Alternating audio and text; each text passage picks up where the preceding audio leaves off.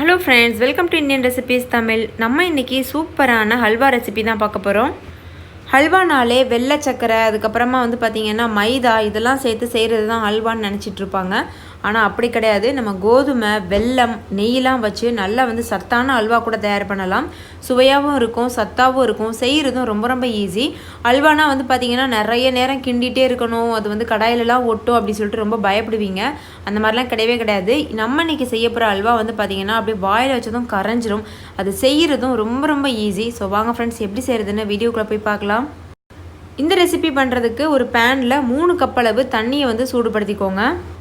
அதில் 1 கப் அளவு வெல்லம் சேர்த்துக்கோங்க. பொடி பண்ண வெல்லமாக சேர்த்துக்கோங்க. நான் இன்றைக்கி பாகு வெல்லம் சேர்க்குறேன், அதனால் இந்த மாதிரி இருக்குது. நீங்கள் வெல்லத்தை பொடி பண்ணி கூட சேர்த்துக்கலாம், நார்மலான வெல்லத்தை. இப்போ இதை நல்லா இந்த வெல்லம் அந்த தண்ணியில் நல்லா கரையட்டும். இந்த தண்ணி நல்லா கொதிச்சு வரட்டும்.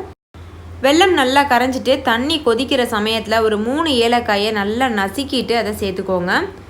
பாருங்கள், நான் 3 ஏலக்காயை நசுக்கி வச்சுருக்கேன், அதை சேர்த்தாச்சு. சேர்த்துட்டு நல்லா இந்த மாதிரி கலந்து விட்டுக்கோங்க. இப்போ ஸ்டவ்வை ஆஃப் பண்ணியாச்சு. ஆஃப் பண்ணிவிட்டு மூடி இது ஒரு ஓரத்தில் இருக்கட்டும்.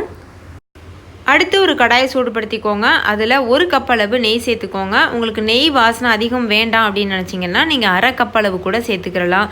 நெய்க்கு பதிலாக எண்ணெய் சேர்த்துக்கிறலாம், டால்டா சேர்த்துக்கிறலாம்.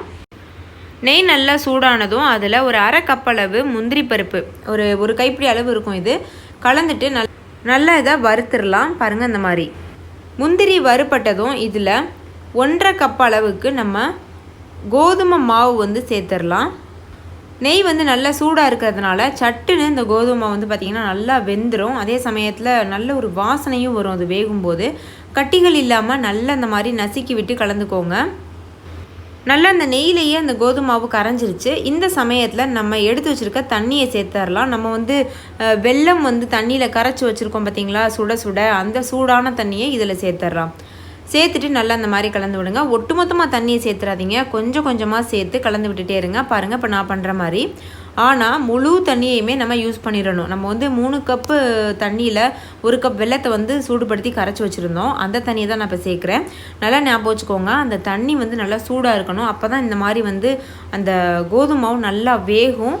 அதே சமயத்தில் பார்த்திங்கன்னா நல்லா உறிஞ்சிக்கிட்டு நல்லா நிறைய குவான்டிட்டியாகவும் நம்மளுக்கு அல்வா கிடைக்கும்.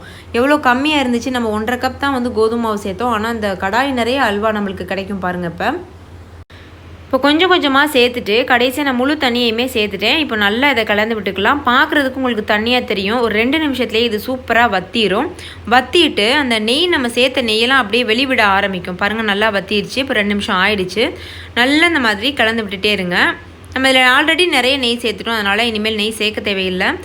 இது பார்த்திங்கன்னா இன்னும் ஒரு 5 நிமிஷம் நல்லா அந்த மாதிரி கைவிடாமல் கலந்துகிட்டே இருக்கும்போது அது நெய்யெல்லாம் அப்படியே விட ஆரம்பிக்கும், வெளியில் விட ஆரம்பிக்கும். அந்த சமயத்தில் நம்ம ஸ்டவ் ஆஃப் பண்ணிவிட்டு சர்வ் பண்ணிடலாம்.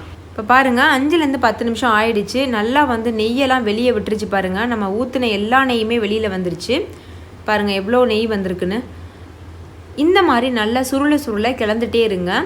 பாருங்கள், எப்படி கடாயில் ஒட்டாமல் அப்படியே சுருள வருதுன்னு. நான் சொன்ன மெத்தடில் அப்படியே பண்ணிங்கன்னா உங்களுக்கும் இதே போல் அல்வா கிடைக்கும். அப்படியே வாயில் வச்சதும் கரைஞ்சிரும். நெய் நான் சொன்ன மாதிரி இந்த மாதிரி நெய்யை வெளியில் விட ஆரம்பித்ததுமே நீங்கள் ஸ்டவ் ஆஃப் பண்ணிவிட்டு சர்வ் பண்ணிடுங்க. இந்த அல்வா மெயினாக பார்த்திங்கன்னா சுட சுட சாப்பிட்டிங்கன்னா ரொம்ப சுவையாக இருக்கும். அவ்வளோதான் ஃப்ரெண்ட்ஸ், நம்மளுடைய சுவையான நெய் ததும்ப கோதுமை அல்வா சூப்பராக தயாராகிடுச்சுல.